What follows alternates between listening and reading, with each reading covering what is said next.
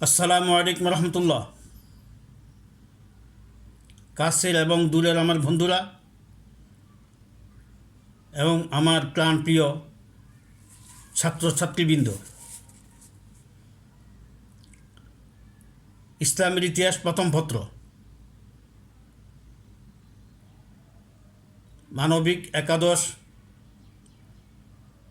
Degree প্রথম বর্ষ ও honours প্রথম বর্ষের ছাত্রছাত্রীদের জন্য প্রযোজ্য। আজকের আলোচ্য বিষয় হচ্ছে বিদায় হজ্জের ভাষণ, গুরুত্ব ও শিক্ষা। আমি শুরু করছি। বিসমিল্লাহির রহমানির রহিম। এই বিদায় হজ্জের ভাষণ বিশ্বনবী রহমতুল্লিল আলামিন জনাব মুহাম্মদুর রাসূলুল্লাহ সাল্লাল্লাহু আলাইহি ওয়াসাল্লাম 10ম হিজরিতে হজ্জের মৌসুমে আরাফাতের ময়দানে লক্ষাধিক হাজিদের সামনে, লক্ষাধিক মুসলমানদের সামনে কাসওয়া নামক উটে আরোহণ করে যে ভাষণ দিয়েছিলেন, ইসলামের ইতিহাসে ইহাকে বিদায় হজ্জের ভাষণ বলে অভিহিত করা হয়। বিদায় মানে শেষ, যেহেতু আমার নবীজির এটা শেষ হজ, শেষ ভাষণ। আর এই ভাষণ তিনি মসজিদে নেমরা বাতনুল ওয়াদি নামক স্থানে তার কাসওয়া নামক উটের পৃষ্ঠে আরোহণ করে 9 জিলহজ শুক্রবার দিন এই ভাষণ দিয়েছিলেন। যদিও সে সময় মাইক ছিল না, সাউন্ড বক্স ছিল না, কিন্তু কিভাবে 1,44,000 অথবা 1,24,000 হাজিদের কানে এই ভাষণ পৌঁছল। রবিয়া ইবনে উমাইয়া তিনি রাসূলের কথাগুলো উচ্চস্বরে ঘোষণা করেছেন এবং একের পর এক বিভিন্ন সাহাবী, বিভিন্ন হাজি এক কথাগুলা রাসূলের ভাষণগুলো পরস্পর পৌঁছিয়ে দিয়েছেন। আসল কথা হচ্ছে আল্লাহ রাব্বুল আলামিন বাতাসের মাধ্যমে তার সাহায্যে সকল মুসলমানদের কানে নবীজির এই পবিত্র কথাগুলো পৌঁছে দিয়েছেন। এর পরবর্তীতে 10, 11, 12 মিনা, মুজদালিফা বিভিন্ন স্থানে রাসূল আরও কিছু পরামর্শ দিয়েছিলেন, উপদেশ দিয়েছিলেন, ভাষণ দিয়েছিলেন। সবগুলোর সমন্বয়কে বিদায় হজ্জের ভাষণ বলে। এটা ঐতিহাসিক ভাষণ। এই ভাষণ 1450 বছর পরে হুবহু আমরা বিকৃতি ছাড়া দেখতে পাই। কোনো মানুষের ভাষণের সাথে তুলনা নাই। নবীজির তুলনা যেমনিভাবে কোনো মানুষের সাথে নাই, ঠিক তেমনিভাবে নবীজির ভাষণের তুলনাও কোনো মানুষের ভাষণের সাথে তুলনা করা ঠিক নয়, এটা অতুলনীয়। এই ভাষণের গুরুত্ব অপরিসীম। এই ভাষণ যদি আজকে বিশ্ব অনুসরণ করত, তাহলে বিশ্বের শান্তি আবার ফিরে আসত। আসো আমরা এই ভাষণের বিভিন্ন উল্লেখযোগ্য দিকগুলো আমি তোমাদের সামনে আলোকপাত করছি। নবীজি কাসওয়া নামক উটের উপরে আরোহণ করে সর্বপ্রথম আল্লাহ ও তার রাসূলের প্রশংসা করলেন এবং মানুষকে তাকওয়ার উপদেশ দিয়ে বললেন,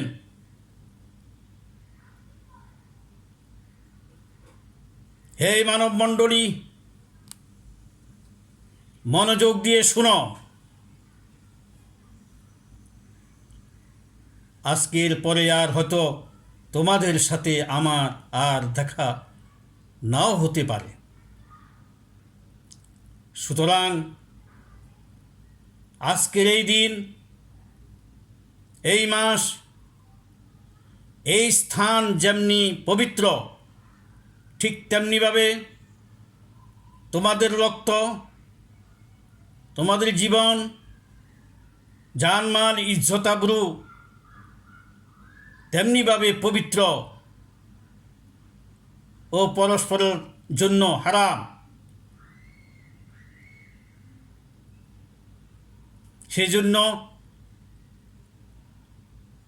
কারো কাছে যদি কোনো আমানত থেকে থাকে তা মালিকের কাছে ফিরিয়ে দিবে।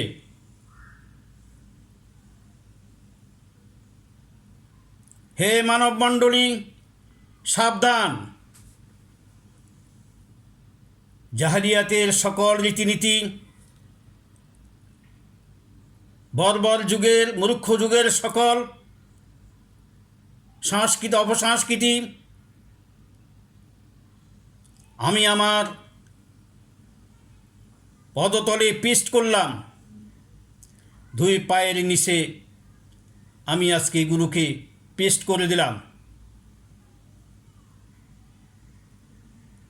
আজকে থেকে রক্তপাত নিষিদ্ধ। জাহেলিয়া যুগের অন্যায়ভাবে রক্তপাতের যে প্রতিশোধ নেওয়া হতো, সেই প্রতিশোধও আমি আজকে প্রত্যাহার করলাম। রক্তপাতের দাবি আমি রহিত করলাম। সর্বপ্রথম আমার আত্মীয় ইবনে রবিয়া ইবনে হারিস ইবনে আব্দুল মুত্তালিবের রক্তের দাবি আমি প্রত্যাহার করলাম, যেহেতু তাকে দুধ পান অবস্থায় হুজাইল নামক এক ব্যক্তি হত্যা করেছে।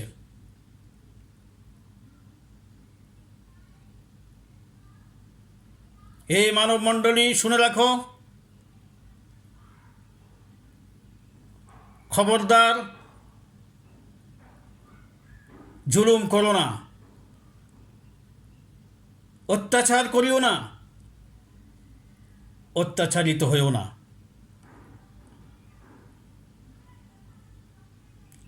আজকে থেকে আমি সুদকে হারাম ঘোষণা করলাম, সম্পূর্ণরূপে সুদকে নিষিদ্ধ করলাম। যুগ যুগ ধরে জাহেলিয়া যুগের যে সুদী কাজ কারবার ছিল, যে সুদের প্রাপ্যতা ছিল, সেটা আমি আজকে রহিত করে দিলাম। সেই হিসাবে আমার চাচা আব্বাসের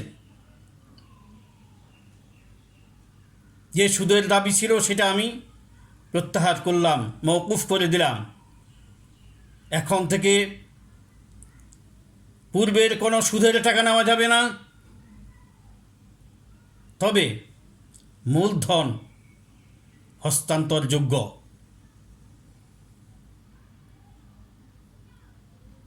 আজকে থেকে কলিন্য প্রথা আমি রহিত করলাম। তোমরা জেনে রাখো, শয়তান কিন্তু তার ইবাদত থেকে, তার পূজা থেকে সে নৈরাশ হয়ে গেছে। কিন্তু ছোটোখাটো ব্যাপার, সেগুলা করতে গিয়ে যদি তোমরা আবার শয়তানকে প্রশ্রয় দাও, যে কোনো কাজের যদি খেয়াল না করো, তাহলে শয়তান আবার খুশি হয়ে যাবে। হে মানব মণ্ডলী, জেনে রাখো, তোমাদের সৃষ্টিকর্তা কিন্তু একজন, তোমাদের পিতা আদম একজন। আর আদমকে সৃষ্টি করা হয়েছে মাটি দিয়া। সুতরাং সবাই আদমের সন্তান হিসাবে কোনো ভেদাভেদ নাই। আরবের উপর অনারবের কোনো প্রাধান্য নাই। অনারবের উপরে আরবের কোনো প্রাধান্য নাই। সাদার উপরে কালোর উপর সাদার কোনো প্রাধান্য নাই।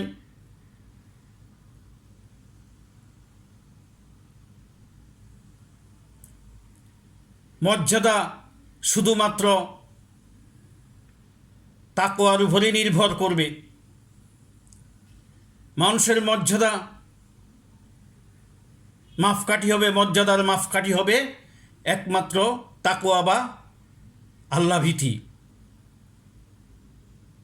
রাসূল বলেন, বিসমিল্লাহির রহমানির রহিম, ইন্না আকরামাকুম ইনদাল্লাহি আতকাকুম, তোমাদের মধ্যে সেই বেশি আল্লাহর নিকট অধিক সম্মানিত যে আল্লাহকে অধিক ভয় করে, আল্লাহকে অধিক ভালোবাসে।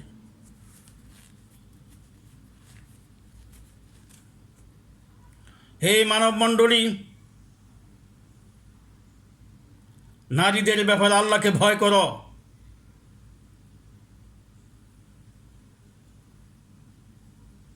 নারীদের উপরে তোমাদের দায়িত্ব আছে এবং তোমাদের কর্তৃত্ব দেওয়া হয়েছে নারীদের উপর। তোমাদের উপর নারীদের অধিকার আছে, নারীদেরও তোমাদের উপর অধিকার আছে।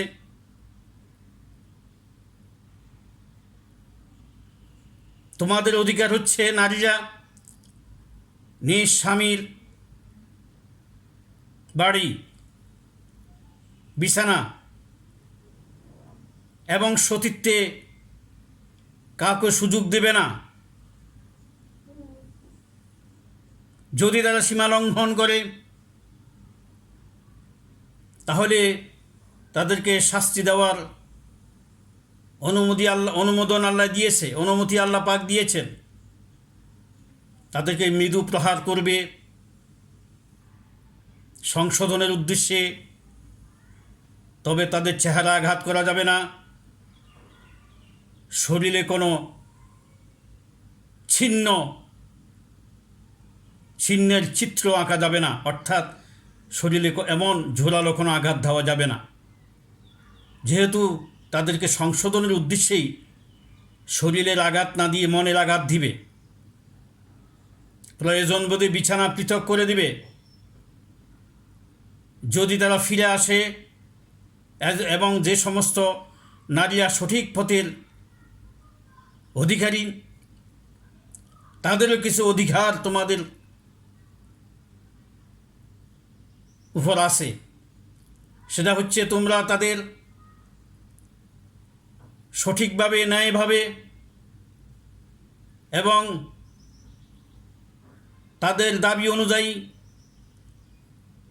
তাদের ভরণ পোষণের ব্যবস্থা করা।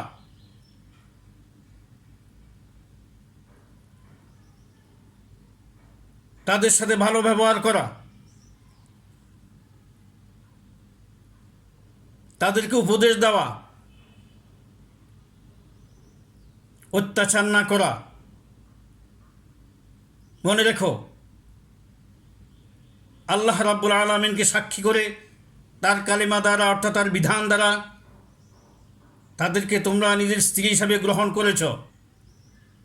তারা হচ্ছে তোমাদের জীবন সঙ্গিনী, তোমাদের সাহায্যকারী। সুতরাং তাদের সাথে দুর্ব্যবহার করো না।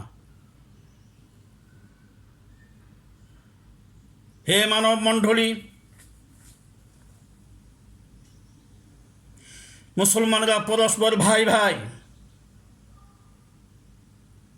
এখন থেকে অন্যায়ভাবে কারো সম্পত্তি কেউ গ্রাস করতে পারবে না।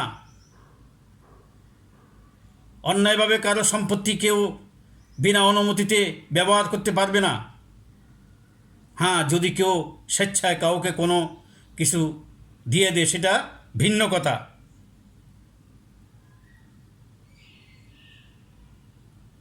আমার পরে তোমরা মারামারি করে খুনাখুনি করে আবার কুফরির মধ্যে লিপ্ত হবে, এটা আমি পছন্দ করি না। শুনে রেখো, আমি দুটো জিনিস দিয়ে গেলাম, একটা আল্লাহর কিতাব এবং তার নবীর, তার রাসূলের সুন্নাহ।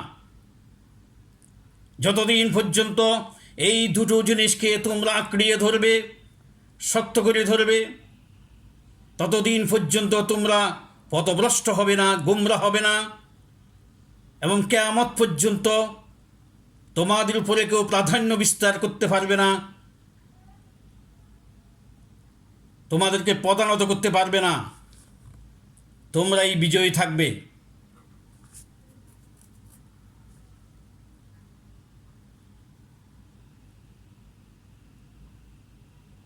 হে মানব মণ্ডলী, আমির বা তোমাদের নেতার আনুগত্য করবে। তোমাদের নেতা বা আমির যদি তোমাদেরকে আল্লাহর কিতাব অনুযায়ী পরিচালনা করে, তাহলে তাদের কথা শুনবে, তাদের কথা মানবে, তাদের আনুগত্য করবে, সহযোগিতা করবে। আর যদি তারা আল্লাহর কিতাব থেকে বিচ্যুতি হয়ে যায়, তাহলে তাদের কথা মানবে না, শুনবে না এবং সহযোগিতাও করবে না।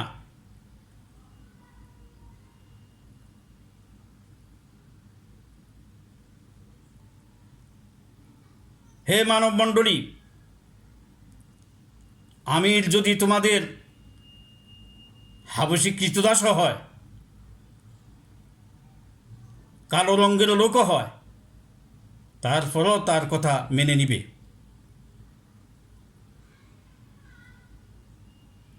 হে মানব মণ্ডলী, তোমরা আল্লাহ রাব্বুল আলামিনের দাসত্ব করবে, নামাজ আদায় করবে, মাহে রমজানের রোজা আদায় করবে, সন্তুষ্ট চিত্তে জাকাত দিবে, বছরে একবার হজ করবে, তোমাদের নেতার আনুগত্য করবে। এই আমলগুলো করলে তোমরা মহান রবের জান্নাতে প্রবেশ করবে।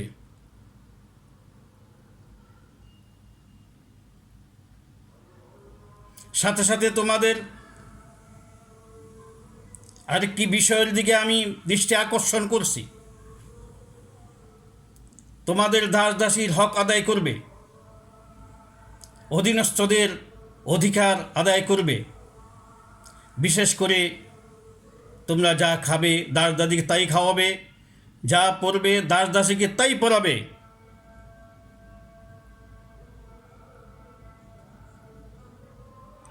হে মানব মণ্ডলী, সম্পত্তির উত্তরাধিকার আইন আল্লাহ পাক বলবৎ করে দিয়েছেন। তিনি পবিত্র কোরআনে উত্তরাধিকারী সম্পত্তি হিসাবে কতটুকু পাবে তিনি বন্টন করে দিয়েছেন। এরপরে এখানে তোমাদের চিন্তার কোনো সুযোগ নাই। তবে যদি তোমরা কোথাও কিছু ওসিয়ত করতে চাও, তোমাদের সম্পত্তির 3/1 বেশি তোমরা ওসিয়ত করতে পারবে না।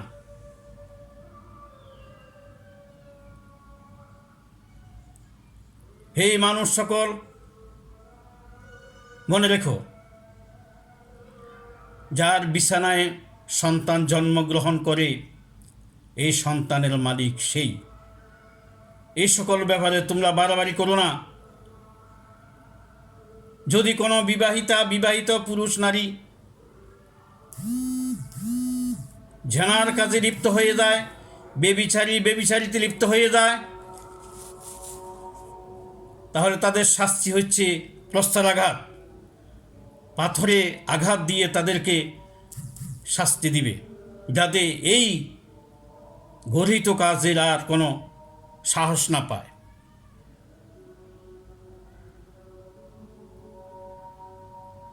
হে কুরাইশগণ, খবরদার, তোমরা অপরের বোঝা হয়ে আমার কাছে আসবে না, অপরাধীর কাতারে আমার কাছে আসবে না। হাসরের ময়দানে যদি অপরাধীর কাতারে তোমরা আসো, তোমাদেরকে খালাস করার, তোমাদেরকে মুক্ত করার মতো আমার কোনো সুযোগ থাকবে না।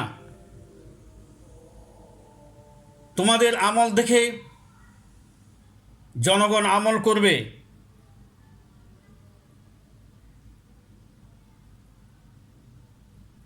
মনে রাখবে, তোমাদের সবাইকে একদিন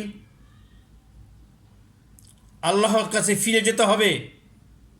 সেখানে ভালো মন্দের সকল বিচার আল্লাহ করবেন। ভালোর ফলাফল, পুরস্কার, মন্দের তিরস্কার সেখানে পাওয়া যাবে। সুতরাং তোমরা সাবধান থাকবে। আমি আখিরি নবী, আমার পর আর কোনো নবী নাই, তোমরাও আখিরি উম্মত।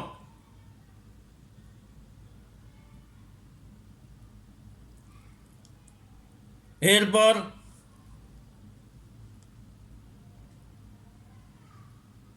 আমি কি তোমাদের কাছে এই সকল কথাগুলো পৌঁছিয়ে দিয়েছি?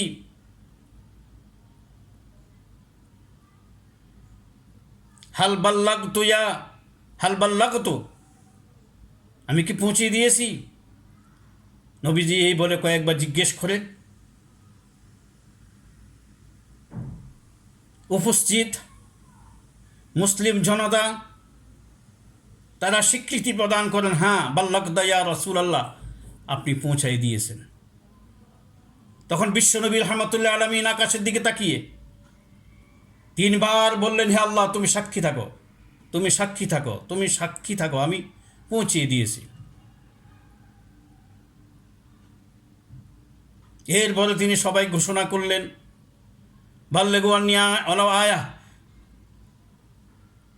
লিইউবাল্লিগা শাহিদাল গায়বা, আমি যা কিছু আজকে বলেছি উপস্থিত লোকেরা অনুপস্থিত লোকদের কাছে পৌঁছিয়ে দিবে। এমত অবস্থায় আল্লাহ রাব্বুল আলামিনের কোরআন আয়াত নাজিল হয়েছে। আল্লাহ বলেন, আলিয়াউমা আকমালতু লাকুম দীনাকুম, হে আল্লাহ, হে রাসূল, আমি আজকে আমার দিনকে পরিপূর্ণ করে দিলাম। আসো আমরা এই ভাষণের গুরুত্ব ও শিক্ষার দিকে যাই। গুরুত্ব সম্পর্কে আমি আগে আলোচনা করছি যে এর বিকল্প নাই, যে এমন এক ভাষণ নবীজি পেশ করেছেন যার মর্যাদা, সম্মান, ইজ্জত, শ্রেষ্ঠত্ব, বৈশিষ্ট্য পৃথিবীর সকল ভাষণের চেয়ে আলাদা, পৃথক, অনন্য বৈশিষ্ট্যের অধিকারী। কেননা নবীজির যেমন তুলনা নাই, পৃথিবীর কোনো মানুষের ভাষণ তার নবীর ভাষণের সাথে তুলনা হতে পারে না। নবীজির ভাষণ আলাদা, এক্সট্রাঅর্ডিনারি। এই ভাষণ মুসলমান সহ বিশ্বের সকল মানুষ যদি অনুসরণ করে তাহলে আরবের মতো সে শান্তি আবার ফিরে আসবে। নবীজি যেই ভাষণের আঙ্গিকে যা শান্তি প্রতিষ্ঠা করেছিলেন আগে, সেই প্রতিষ্ঠা আবার, সে শান্তি আবার ফিরে আসবে। আসো আমরা আজকে সেই ভাষণের কিছু শিক্ষণীয় দিকগুলো আলোচনা করি। 1 নম্বর হচ্ছে, এই ভাষণ সার্বজনীন ও শাশ্বত এবং ইসলাম একটি পূর্ণাঙ্গ জীবন বিধান হিসাবে ঘোষিত।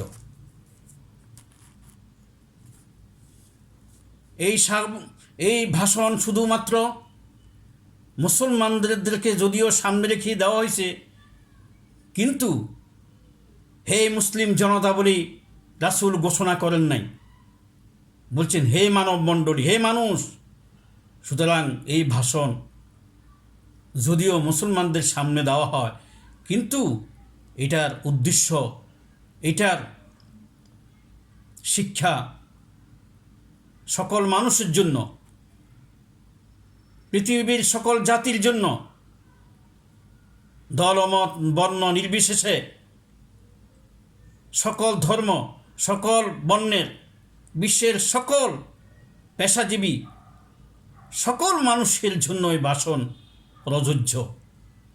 এই ভাষণকে অনুসরণ করলে সবাই, দলমত ধর্ম নির্বিশেষে সবাই শান্তি পাবে। আর এই ভাষণের মাধ্যমে ইসলাম একটি পরিপূর্ণ জীবন বিধান, Islam is a code of life, এইটা প্রকাশিত হয়ে আল্লাহ পাক কোরআনে আয়াত নাজিল করে দিলেন, বললেন আজকে অধ্যায় আমি আপনাদের জন্য আমার নিয়ামত পরিপূর্ণ করে দিলাম এবং ইসলামকে দিন হিসাবে আমি মনোনয়ন দিলাম। ইসলাম একমাত্র জীবন বিধান হিসাবে এই ভাষণে প্রমাণিত হয়ে গেল। 2 নম্বর, সাম্য ও ভ্রাতৃত্ব। এখানে কোনো মানুষের ভেদাভেদ নাই, বংশ কলিন্যার কোনো দাবি নাই, কে কোন বংশের লোক সেটার কোনো দাবি নাই, সেটার কোনো পরিচয় নাই। আরব না অনারব, কালো না সাদা, বংশমর্যাদার কোনো এখানে কোনো সুযোগ নাই, বংশমর্যাদার কোনো সুযোগ নাই। এখানে সুযোগ দেওয়া হয়েছে যে সৎ মানুষ, ভালো মানুষ, যে আল্লাহকে ভালোবাসে, যে আল্লাহর অনুসরণ করে, আল্লাহকে ভয় করে, তারই মর্যাদা হবে বেশি, সেই যেই বংশের হোক, যে রঙেরও হোক, যে বর্ণেরও হোক। সুতরাং আজকে আমেরিকাতে একজন কৃষ্ণাঙ্গকে হত্যা করার কারণে সারা বিশ্বে আগুন জ্বলে উঠছে। ইউরোপের আজকে যেই বিদ্রোহ ঘোষণা হয়েছে, আন্দোলন চলছে সেই বর্ণবাদকে নিয়ে। অথচ 1450 বছর আগে বিশ্বনবী মুহাম্মদ সাল্লাল্লাহু আলাইহি ওয়াসাল্লাম এই বর্ণবাদ ঘোষণা করে গিয়েছেন এবং নিজের পায়ের তলে পিষ্ট করে গিয়েছেন। 3 নম্বর, নারীর অধিকার সংরক্ষণ। এই ভাষণে বিশেষ করে নারীর অধিকার প্রতিষ্ঠিত হয়েছে। নারীর যা প্রয়োজনীয়তা তাকে দিতে বলা হয়েছে। নারীর সাথে দুর্ব্যবহার নিষেধ করে, নারীকে জুলুম করতে, অত্যাচার করতে নিষেধ করা হয়েছে।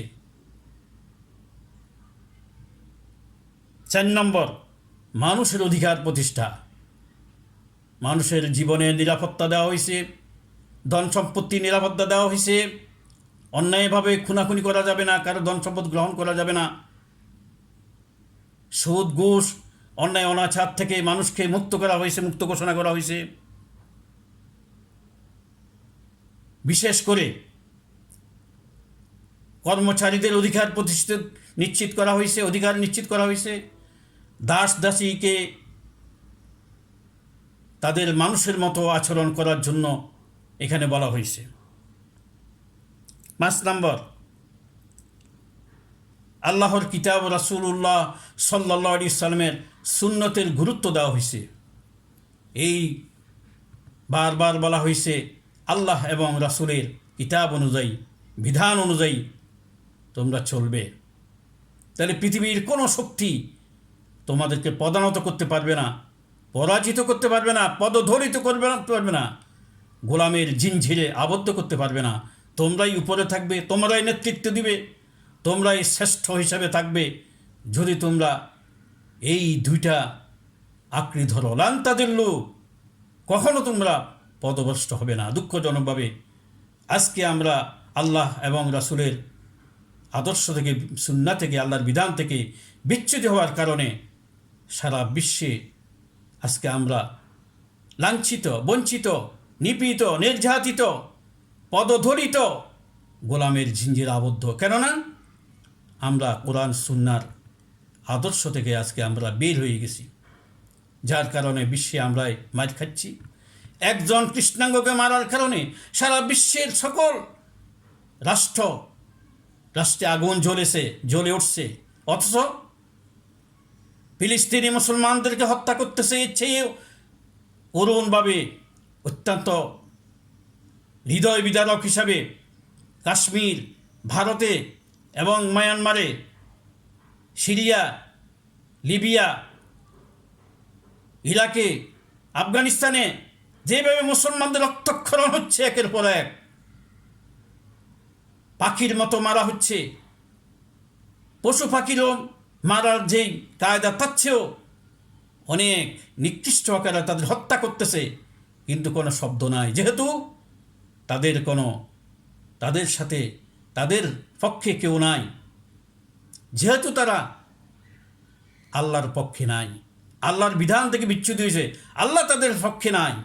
আজকে আল্লাহ যদি তাদের পক্ষে থাকতো, আল্লাহর কিতাব অনুযায়ী আল্লাহর আইন মেনে চলতো, তাহলে আজকে মুসলমানদের এই দুর্দশা হইতো না। আসো আমরা বিদায় হজের বাসনকে হৃদয়ঙ্গম করি, বুঝি এবং এটাকে অনুসরণ করে পৃথিবীতে শান্তি প্রতিষ্ঠার চেষ্টা করি। আল্লাহ হাফেজ। আসসালামু আলাইকুম রহমতুল্লাহ ওয়া বারাকাতুহু।